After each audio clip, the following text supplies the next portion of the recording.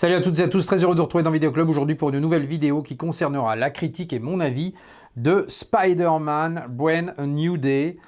Il y a pas mal de choses à dire et pas forcément bien pour ma part. J'ai pas mal de trucs à dire. Et du coup, je vais faire cette critique en deux parties. J'ai l'habitude de faire mes critiques sans spoiler, mais là, j'ai pas d'autre choix que d'en faire si je veux vraiment dire les choses et aller en profondeur. Donc, vous aurez une partie sans spoiler, la première partie qui va suivre, et une partie avec spoiler. Je mettrai une alerte, comme ça, pas de problème. Et puis, la conclusion que vous pourrez suivre classiquement, j'ai envie de dire. Donc, installez-vous confortablement. On est parti.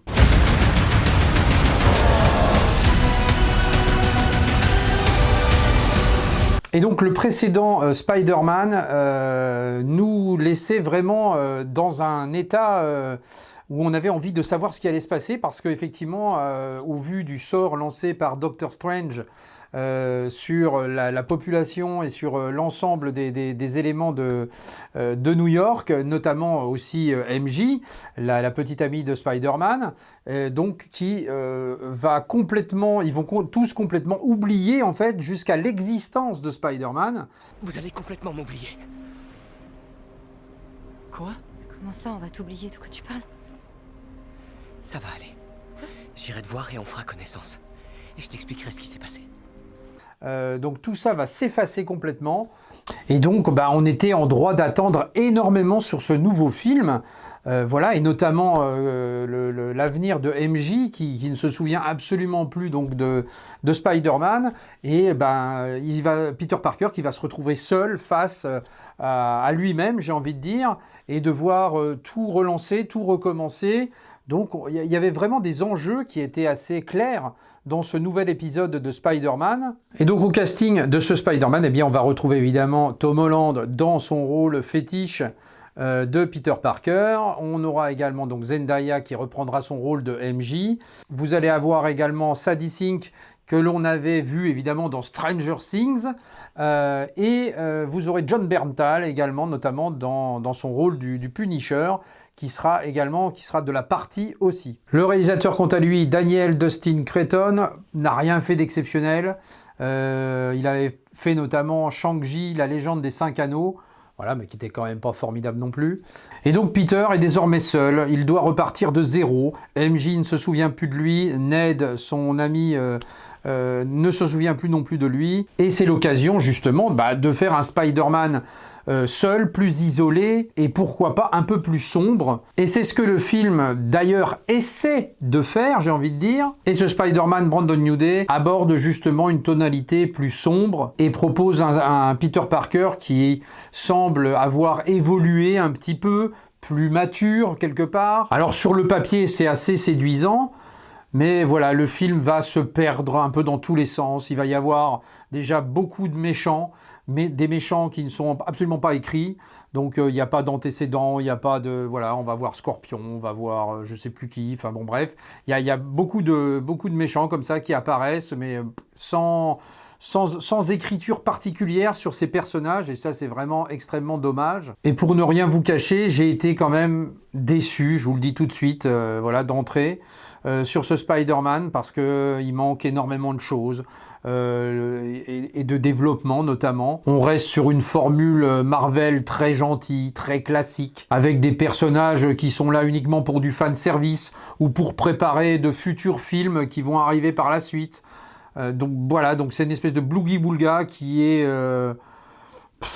pas indigeste, hein. Le film se regarde, il n'y a pas de problème, l'image est très belle, il y a de très, très beaux plans de New York, il y a des idées de mise en scène qui sont assez séduisantes, notamment quand Spider-Man commence à s'envoler, etc. On a la vision derrière le masque, on dirait que c'est un petit peu à l'image d'un jeu vidéo parfois, les Spider-Man de chez Sony notamment, sur le PlayStation 5, on a effectivement ce sentiment de jeu vidéo, mais je trouve que c'est assez bien fait. La mise en scène, j'ai pas de reproche à faire sur la mise en scène, c'est propre, c'est fluide, c'est dynamique, les scènes d'action sont bien faites, c'est vraiment dans le fond le problème. Et ça, c'est quand même vraiment dommageable parce qu'on s'attendait vraiment à quelque chose. On était quand même un petit peu en suspens à la fin du dernier Spider-Man. Et là, donc, on attendait vraiment des choses intéressantes, en fait, plus profondes, plus noires, plus sombres. Mais oui, ils ont essayé de faire quelque chose, mais c'est pas du tout poussé suffisamment et c'est vraiment pas réussi de ce point de vue. Tom Holland reste très bon dans le film. Bon, voilà, il n'y a pas de souci avec ça. Ça reste un bon acteur, ça reste un bon Spider-Man, même si vous savez que moi, ma préférence ira vers le Spider-Man de Sam Raimi. Ça a toujours été, hein, donc voilà. Mais au fur et à mesure de tous ces Spider-Man de Tom Holland, je commençais à me dire, il y a quelques trucs sympas. Et puis bon, l'avant-dernier avec tous les Spider-Man réunis, là, c'était vraiment un moment assez jouissif, à vrai dire. Mais bon, voilà. Là, en fait, on dirait un coup dans l'eau, en fait, ce Spider-Man. Il se passe rien il n'y a rien de nouveau, rien de spécial. Il n'y a pas d'enjeu, les enjeux n'avancent pas, enfin il se passe rien en fait. Lorsqu'on compare effectivement la noirceur des films de Sam Raimi, notamment sur le 3 par exemple, et ce Spider-Man là, bah, on se rend compte que voilà, il y a quand même un level bien au-dessus. Tu m'as pris mon père. Il m'aimait. Non. Il te méprisait. Il avait honte que tu sois son fils. Oh. Regardez notre bouffon vert junior. Tu vas chialer ? Et la façon de traiter son personnage n'est pas du tout la même en fait. Et finalement, bah, ce Peter Parker reste très plat. La noirceur ne ressort quasiment pas. En fait, on est d'emblée de jeu. En fait, d'emblée de jeu, il reprend son rôle de Spider-Man. Voilà, il enchaîne les séquences, voilà, les enquêtes, etc. Enfin voilà, ça va très vite. Il y a plein de personnages qui apparaissent, des méchants, des trucs. Enfin voilà, ça va très vite. Voilà, on enchaîne les trucs, mais on n'a même pas le temps en fait d'aller dans la profondeur du personnage, dans sa noirceur. Il y a quelques petites séquences comme ça où il a des pensées un peu noires ou un peu sombres, mais c'est vraiment très léger, beaucoup trop léger. Pour qu'on soit vraiment pris dans le film, sincèrement. Alors ce Spider-Man fonctionne vraiment bien comme un blockbuster lambda, j'ai envie de dire, mais ne tient absolument pas ses promesses. Par rapport à ce que nous proposait l'ancien film. Il va y avoir des choix qui vont poser évidemment problème pour moi. Et pour aller un peu plus en profondeur, donc je suis obligé d'aller dans la partie spoiler dès maintenant. Si vous n'avez pas vu encore le film, vous voulez pas vous faire spoiler, bah, vous pouvez partir maintenant, j'ai envie de dire, et revenir un peu plus tard pour alimenter la critique et venir échanger avec moi. Voilà, si vous voulez l'écouter, vous pouvez écouter. Après, c'est des spoilers, mais bon, voilà, on connaît plus ou moins un peu l'histoire. Vous avez vu les bandes annonces aussi. Bon, il n'y a rien de bien méchant dans tout ça, mais enfin bon, il faut que j'en parle parce que sinon, on n'y arrivera pas. Donc, eh bien, écoutez, la partie spoiler, c'est maintenant. Alors, on va commencer par le Punisher. Le Punisher, donc, qui apparaît dans ce film, voilà, et qui va être associé à Spider-Man. Et c'est un mélange un peu étrange. Alors, l'association des deux fonctionne relativement bien, mais en fait, c'est au détriment de soit de l'un, soit de l'autre, j'ai envie de dire. C'est-à-dire que Punisher, voilà, on connaît sa brutalité, sa violence, etc. Et là, en fait, il va y avoir des scènes un peu qui vont un peu le ridiculiser quelque part, ou des trucs un peu drôles, ou enfin voilà, ça colle pas en fait, ça colle pas à l'univers du Punisher pour moi. Donc bon bah voilà, cette association était-elle utile? On se le demande. Puis en plus de ça, en fait, ils sont amis comme ça, hop, du jour au lendemain, ça y est, Punisher, c'est le meilleur ami de Spider-Man. Il n'y a pas d'antécédent derrière, en fait. Donc on est subitement comme ça, on nous propose ça, voilà, et hop, ils sont amis, c'est comme ça, et c'est pas autrement. Et puis bon bah voilà, on doit l'accepter. Donc c'est vrai que c'est un peu curieux, tout va très vite, trop vite. Et pourtant, le film est... Il y a des longueurs dans le film, c'est ça le pire, c'est qu'il y a des longueurs, mais ces longueurs, elles ne sont pas là pour développer les personnages, alimenter les choses dans ce Spider-Man. C'est très dommageable. Et le problème, c'est que le film nous propose en fait une relation entre les deux comme quelque chose d'acquis. Alors que c'était pas forcément le cas dès le départ, parce que encore une fois, on ne sait pas ce qui s'est passé entre les deux avant, mais là on est obligé d'accepter en fait, bah voilà, que c'est son ami en fait, comme ça.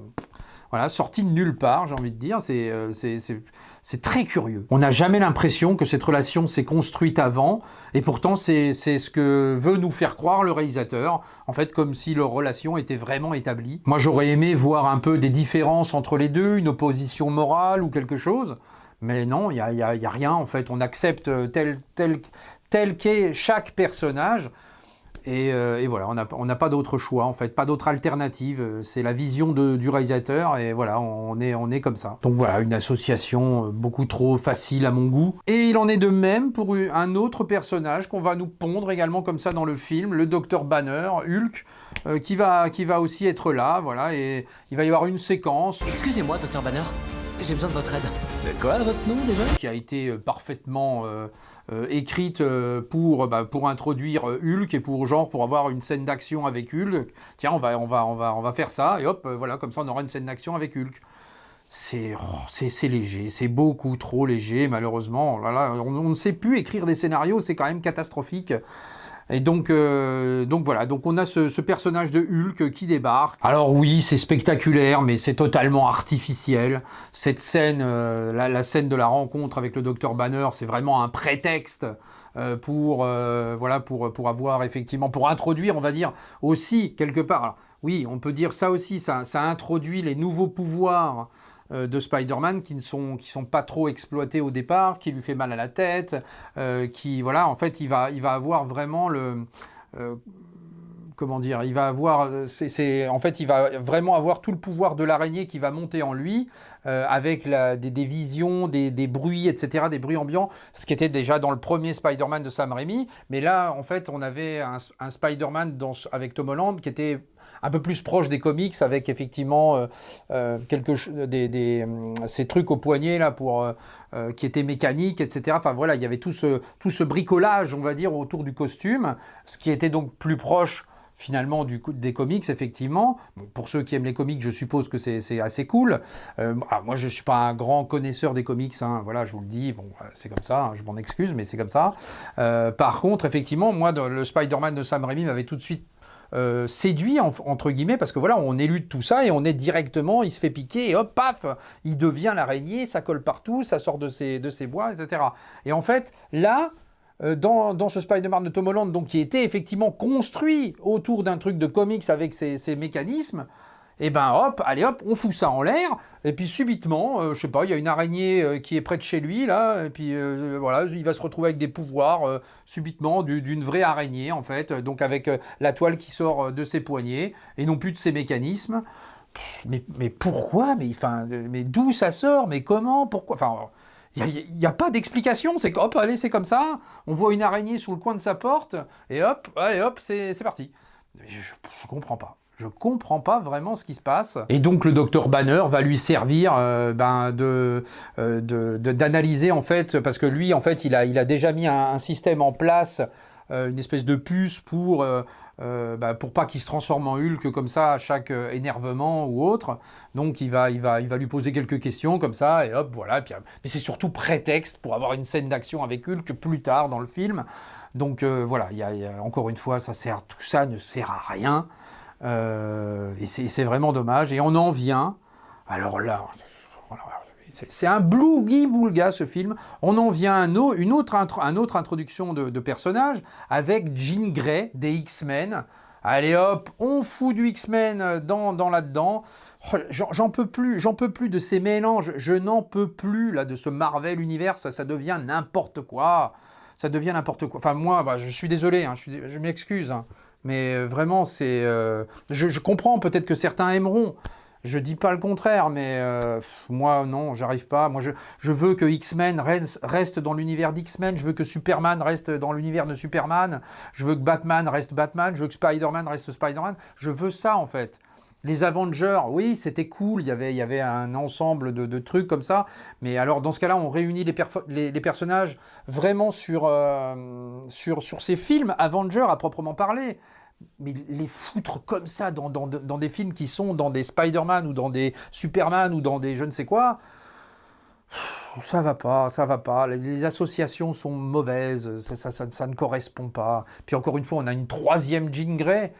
Il y avait Famke Janssen qui est la meilleure pour moi, évidemment. Bon, voilà, vous aurez compris. Je suis peut-être nostalgique, hein, je suis peut-être, voilà, c'est peut-être des réactions un peu excessives, peut-être. Mais voilà, pour moi, c'était la vraie Jean Grey, effectivement, et puis avec Wolverine, avec Logan, etc. Enfin voilà, tout ça, c'est vraiment, ce sont des films qui sont vraiment bien faits, je trouve, là-dessus. Ensuite, on a eu Sophie Turner également dans Dark Phoenix, qui reprenait une Jean Grey un peu plus jeune, qui est pas mal en fait. C'était sympa, c'était pas du niveau des X-Men, mais enfin bon, on va dire que c'était correct, ça passait. Et puis là, Jean Grey est interprétée par Sadie Sink, que l'on avait vu évidemment dans Stranger Things. Mais là, Sadie Sink, qu'est-ce qu'elle fait? Du Stranger Things. On a l'impression de voir Stranger Things en fait. Donc voilà, elle est là avec ses pouvoirs, elle est là dans son truc mental et tout. Enfin, c'est Stranger Things. Voilà. Donc, il n'y a aucune personnalité dans le personnage de Jean Grey, en fait. C'est-à-dire que là, elle va plonger dans ce qu'elle a fait dans Stranger Things. Mais vraiment, hein, on a l'impression de voir Stranger Things. Il y a des moments, c'est Stranger Things. Alors, encore une fois, l'idée d'insérer du X-Men dans le MCU... Pourquoi pas? Mais alors, il faut le faire d'une autre manière que ça, s'il vous plaît, parce que là, ça ne veut rien dire. C'est encore une fois, c'est mal fait, c'est vraiment mal fait. Et pendant tout le film, on attend de voir en fait tout ce blougi-boulga de personnages, Punisher, Hulk, Jean Grey. On attend de voir qu'est-ce que ça va apporter au film en fait. Je rappelle qu'au départ, c'est la reconstruction de Spider-Man qui est seul face à sa noirceur, face à son destin, d'essayer de retrouver les trucs, mais ça part dans tous les sens. Ça part dans tous les sens et ça ne va pas, ça ne matche pas. Ça, c'est quand même dramatique. Je trouve que c'est dramatique parce que moi, ça m'a complètement perdu. Ça a perdu aussi Charlotte, ma compagne, évidemment, qui, je pense, sera d'accord avec moi là-dessus. Mais voilà, c'est très triste en fait, parce que du coup, on perd complètement les enjeux. Zendaya, mais on la voit que trop peu. On la voit que trop peu, et en plus de ça, il y a des petits moments où on se dit « Ah, ils vont se remettre ensemble, ah, ça va être cool et tout. » Alors, ça match extraordinairement bien entre les deux. C'est les meilleurs moments de Spider-Man, c'est les scènes entre Zendaya et Tom Holland. Pourquoi? Parce que voilà, ils s'aiment dans la vie, ça se ressent dans le film, évidemment. Ils font des scènes incroyables tous les deux ensemble, ça, il n'y a pas de souci. Ça match parfaitement entre les deux. Il y a vraiment ce petit truc-là, il y a même un peu d'émotion, j'ai envie de dire, quand on les revoit ensemble, quand il essaie de lui dire ce qui s'est vraiment passé, tout ça, il y a de l'émotion. Il y a de l'émotion. Pour moi, c'est les meilleures séquences du film, c'est ça. Jolie fleur. Oh, c'est juste un cadeau de bienvenue. Moi, c'est MJ. Et moi, je suis qu'un voisin du bout du couloir. Le voisin sympa du palier. Mais le reste, voilà, c'est du... Alors, si vous aimez, encore une fois, du blockbuster ou voilà, un film d'action, un pur divertissement, je pense que vous serez satisfait, il n'y a pas de problème avec ça. Même s'il y a un peu de longueur pour autant. Mais pour le reste, c'est quand même pas fameux. C'est quand même pas fameux, malheureusement. Et puis voilà, donc tout au long du film, on attend effectivement, on attend que Spider-Man finalement retrouve MJ, retrouve en fait la synergie, retrouve l'amour en fait. C'est vraiment ça, on attend ça en fait dans le film. Et que se passe-t-il d'après vous à la fin? Rien. Mais il se passe rien. Il se passe rien. Il se passe rien du tout, c'est formidable. Donc en fait, on croit à un moment donné que ça va y aller. Mais non. Alors déjà, première étape, elle lui dit non, je suis désolé, je t'aime, je suis pas amoureuse de toi, je comprends tout ton problème, mais je suis pas amoureuse de toi. Alors déjà, là c'est la douche froide. Alors après, on peut se dire, alors très bien, si on fait cet axe-là, là on va avoir un Spider-Man sombre, triste, qui va péter un câble ou autre. Non. Non, toujours pas. Il reste là, sans rien faire, inerte. Voilà, à faire ses conneries avec le Punisher, à essayer de voir ce qui se passe avec Jean Grey. Mais qu'est-ce qu'on s'en fout, en fait? On s'en fout de tout ça. Ah, c'est difficile. Hein. Là, je crois que j'ai jamais vu une critique aussi énervée, mais bon, j'avais envie, en fait, il fallait que ça sorte, parce que je suis désolé, hein, mais j'avais envie d'y croire, en fait, voilà. Et ma déception, elle est à la hauteur de ça, en fait. C'est-à-dire que l'autre Spider-Man, encore une fois, même si je ne suis pas le plus grand fan absolu des Spider-Man de Tom Holland, petit à petit, je me suis pris un peu au jeu et voilà, et je me suis dit, bah tiens, ça va être intéressant le prochain, parce que là, on nous laisse en suspens, il va y avoir des trucs, mais rien de tout ça n'arrive, malheureusement. Rien de tout ça n'arrive. Et MJ, voilà, pouvait devenir vraiment le cœur émotionnel du film, mais même ça, on n'y a pas droit, quoi. Et le scénario se disperse beaucoup trop. Ça part encore une fois dans tous les sens et on n'a pas les enjeux que l'on nous avait promis. Spider-Man seul, la noirceur, il reste seul pas très longtemps, hein, entre ses Hulk, ses Punisher et compagnie. Ah ouais, donc ça va trop vite là-dedans. Enfin, voilà, Puis tous les méchants qui s'enchaînent, on n'a même pas le temps de les apprécier en fait. Le film veut tellement préparer la prochaine étape du MCU qu'il en oublie de parler de sa propre histoire. Et c'est ça le gros problème du film. Le film avait pourtant un énorme potentiel, et bien malheureusement, voilà, ce potentiel est réduit à néant après cette vision de ce Spider-Man qui restera pas du tout dans les traces de l'histoire des films de Spider-Man. Il en restera juste un blockbuster comme un autre, voilà, simplement. Le film cumule les personnages sans vraiment savoir quoi en faire, c'est l'impression qu'on a. Alors encore une fois, oui, visuellement c'est beau, une belle photographie, des belles couleurs, des belles lumières, des bons effets spéciaux. Tom Holland qui joue bien par rapport à ce qu'on lui demande de faire, voilà, même si on voulait qu'il aille plus loin, mais bon voilà, après on lui a dit fais ça, et il l'a fait. Oui, une bonne interprétation, mais plate. Zendaya avec MJ aussi, voilà, on sent qu'il y a ce potentiel émotionnel entre les deux, puis on le sent qu'il y a quelque chose entre les deux, et on a envie de le voir à l'écran, ça. Mais non, il y a rien. Il n'y a rien, c'est plat. Punisher qui est un peu ridiculisé par moments, alors que c'est un personnage, lui, pour le coup, très noir et très sombre. Voilà, mais bon, c'est plus tourné à la rigolade, en fait. Donc, ça, c'est pas terrible. Hulk qui est uniquement là pour faire du Hulk. Voilà, du fanservice à outrance. Voilà ce que je peux vous dire sur ce Spider-Man. C'est décevant, c'est très décevant. Et ma déception est à la hauteur de mes attentes, j'ai envie de dire. En conclusion, ce Spider-Man Brand New Day est une déception pour moi. Voilà, vous l'aurez compris, comme en introduction, je vous le redis. Parce que j'en attendais beaucoup au vu du dernier Spider-Man, No Way Home. Mais non, voilà, il ne se passe rien. Alors si vous voulez passer un moment de film d'action, un blockbuster, si vous voulez du blockbuster, des scènes d'action à outrance, des choses, voilà, si vous voulez des trucs comme ça, vous pouvez y aller. Mais si vous voulez voir vraiment un Spider-Man avec de la profondeur, de la noirceur, de l'émotion, des choses comme ça, bah là vous pourrez passer votre chemin parce qu'il n'y en aura pas. Il n'y en aura pas. Alors bon, je vous encourage quand même à voir le film, d'une manière générale, puisqu'encore une fois, il faut faire son propre avis. Moi, je vous donne le mien, voilà, tel qu'il est. Hein. Bah, vous pourrez en débattre avec moi, évidemment, dans les commentaires. Je vous y attends. Et encore une fois, on a le droit de ne pas être d'accord. Hein. Il n'y a pas de problème avec ça. Hein. C'est justement ça qui est intéressant. Ça enrichit un peu le débat. Moi, je vous donne le mien. J'ai été déçu. Peut-être que vous apprécierez. Peut-être que vous y aurez vu des choses que moi, bah, je n'y ai pas vues. Mais j'ai été déçu, je m'attendais à autre chose au vu de ce que voulait nous proposer No Way Home à la fin. Pour moi, il n'y a rien. En fait, il n'y a rien à part des personnages placés comme ça et en fait qui vont instaurer peut-être de nouvelles choses dans le futur MCU et notamment dans Doomsday peut-être, je ne sais pas, il y aura des trucs.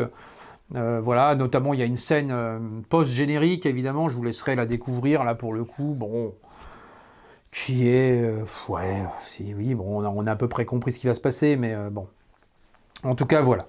Voilà pour mon retour et ma critique de ce Spider-Man Brand New Day, pardon. Voilà, vous me direz effectivement dans les commentaires ce que vous en avez pensé. Donc, bah écoutez, le petit pouce qui fait plaisir, même si vous n'êtes pas d'accord avec moi, moi ça me fera quand même plaisir. Boostez la vidéo évidemment, l'abonnement si ce n'est pas déjà fait, et puis voilà, la petite cloche et compagnie et tout le reste. Et on se retrouve très vite pour la suite des opérations et notamment donc une spéciale Ludwig Göransson, le compositeur de la musique d'Odyssée. Je vous ai fait un truc un peu différent, voilà, où on revient sur ce compositeur qui est quand même assez extraordinaire. D'ailleurs, la BO il y a aussi une BO de Michael Giacchino là-dessus, sur ce Spider-Man, Brand New Day. qui est un peu en demi-teinte, je trouve. Il y a quelques petits trucs, mais on la retient pas instantanément, cette BO. C'est pas, voilà, c'est à l'image du film, on le retiendra pas. Donc voilà, la BO est... Je salue Dimitri, Planet Soundtrack, je sais qu'il aime Michael Giacchino. Bah, tu me diras ce que t'en penses, mais moi, j'ai pas retenu grand-chose. Alors peut-être qu'il faudrait que je la réécoute après, hein, mais pendant le film, elle m'a pas marqué, en tout cas. Donc voilà, bon bref, donc en tout cas, la prochaine sera sur Ludwig Göransson. Merci de m'avoir suivi, à très bientôt. Ciao.